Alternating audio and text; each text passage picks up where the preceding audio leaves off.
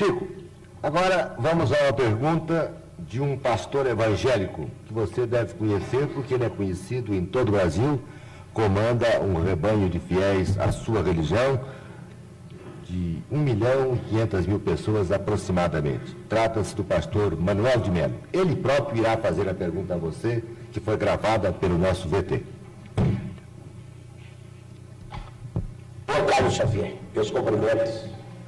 E convidado por esse programa e pela sua direção para lhe formular uma pergunta, quero fazê-lo com muito agrado, com muita satisfação, por conhecer você através da literatura, da sua fama, e que ninguém de consciência tranquila pode negar as suas qualidades mediúnicas.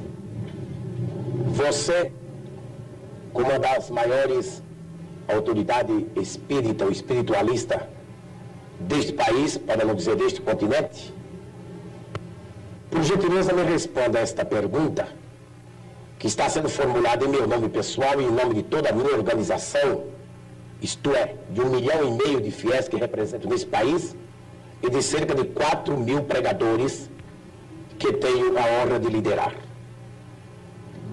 O Espiritismo, Xavier, tem um ponto que se choca profundamente, teologicamente falando, com os princípios bíblicos que defendemos nós, os evangélicos. É exatamente aquele ponto da reencarnação. Isto é, cada pessoa que nasce é sempre reencarnação de uma pessoa que faleceu, de uma pessoa que morreu. Assim, é apregoado e ensinado pelos espíritas no mundo inteiro. Para esclarecimento dos telespectadores desta rede enorme de televisão, deste horário, em nosso pinga-fogo, esclareça o seguinte: Deus criou Adão e Eva. Todos nós concordamos, creio que você também, a maneira como foi criado, e o mundo cristão inteiro. Muito bem, mas logo após a criação de Adão e Eva, as duas primeiras criaturas humanas, surgiram as duas outras criaturas humanas. São os dois filhos de Adão e Eva, Abel e Caim.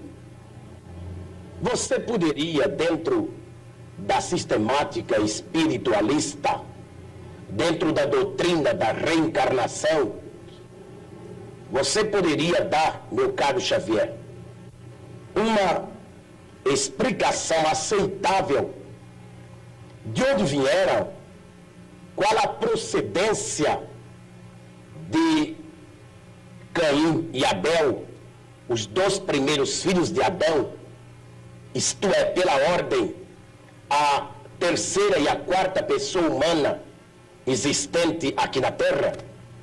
Responda-me. E eu gostaria que os milhões de telespectadores que assistem agora a você com tanta atenção, devido à fama do seu nome e as qualidades insofismáveis que você as tem, responda a procedência e como essas duas criaturas humanas vieram à Terra, Abel e Caim. É somente isto e muito obrigado. Ô Chico, a pergunta é um pouco longa, mas você entendeu bem, né? Entendi. Então...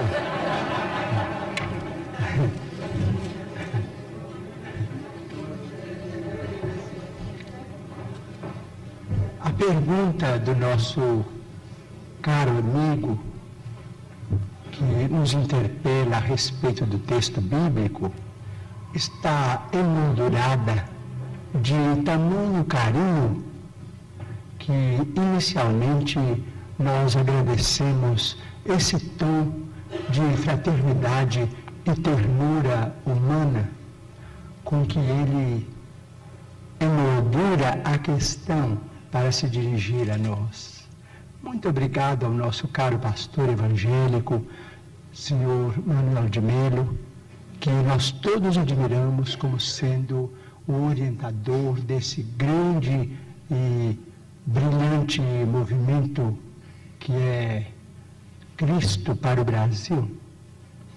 mas sem desejar fazer contra-perguntas, porque às vezes a contra-pergunta não é uma prova de consideração para quem perguntou, mas a Bíblia é o nosso livro santo, livro de todos os cristãos. Nós, os espíritas evangélicos, nos detemos no Testamento Novo para compreender a essência dos ensinamentos de nosso Senhor Jesus Cristo e daqueles que o sucederam, os apóstolos da causa evangélica.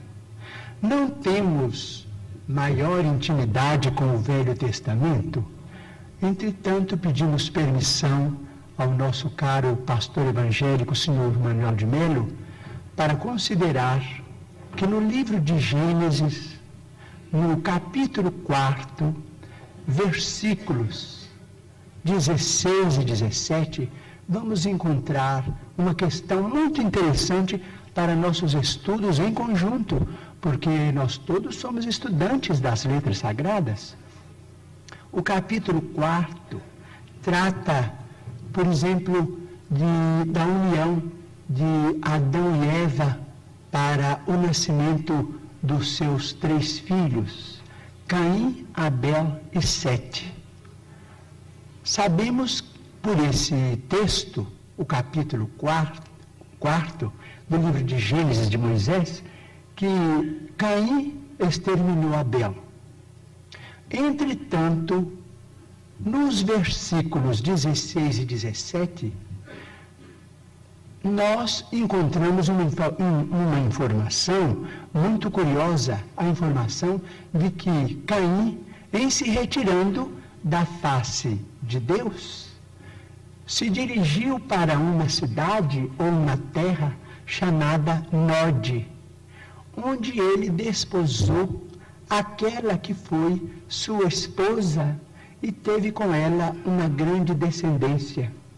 Então, estamos perguntando se determinados textos do Antigo Testamento não seriam códigos que nós precisamos estudar com mais segurança para não cairmos, por exemplo, em contradição do ponto de vista literal. Nós precisamos estudar com técnicos e pesquisadores de história, que nós os temos hoje em todas as direções. Digo isso com o máximo respeito, porque se Caim matou Abel antes do nascimento de Sete, mas casou-se numa cidade chamada Nod, onde encontrou a sua mulher, aquela que foi sua esposa, e com ela teve uma grande descendência, o assunto exige estudos especiais de nós todos. Porque, segundo a criação no jardim edênico, a família inicial teria sido constituída pelas 4 pessoas às quais se refere o nosso caro pastor evangélico, senhor Manuel de Melo, Adão, Eva e os 2 filhos primeiros do casal. Vamos estudar então a questão com respeito à reencarnação. Mas o Manuel de Melo tem que estudar também, né? Todos nós. Então vamos chegar a alguma conclusão.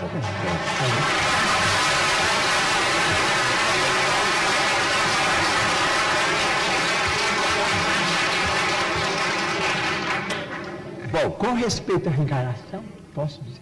Pode, Chico. Com respeito à reencarnação, nós, os espíritas, estamos diante de uma realidade inconteste para nós. Normalmente, na vida mediúnica, temos assistido, nestes quase 45 anos de espiritismo evangélico à luz dos princípios kardecianos, a desencarnações e reencarnações.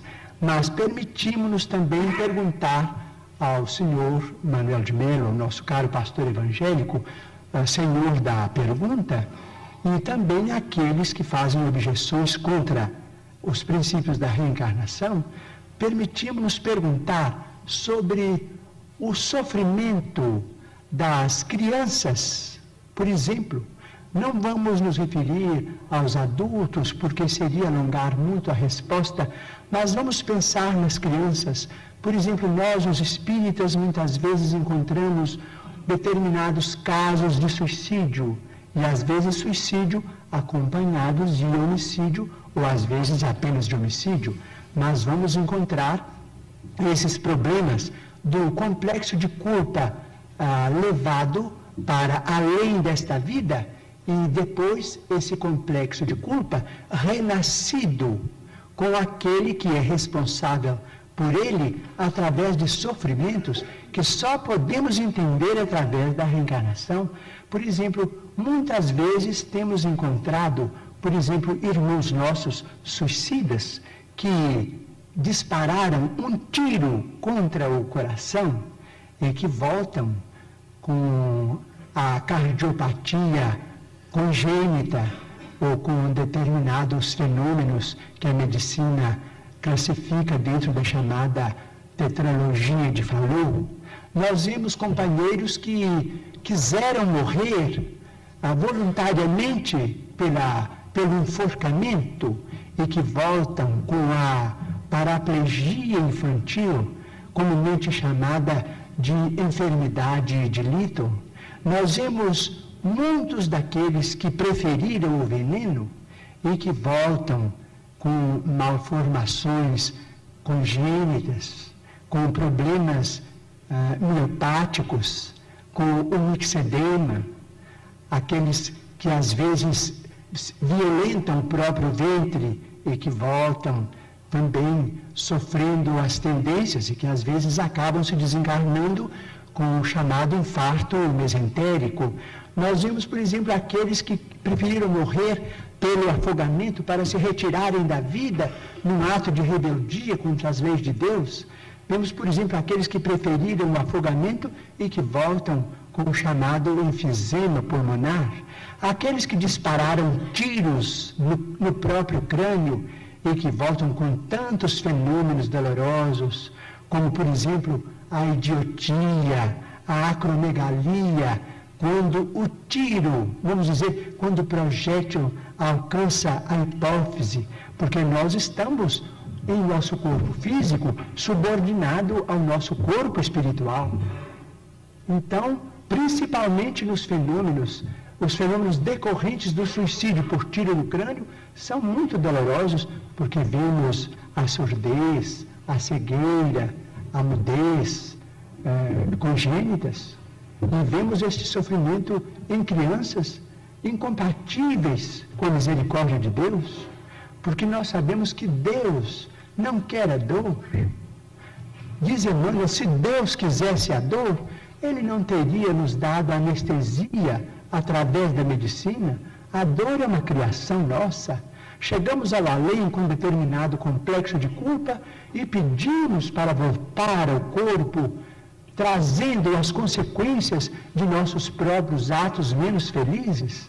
Então, pedimos ao Senhor, Manuel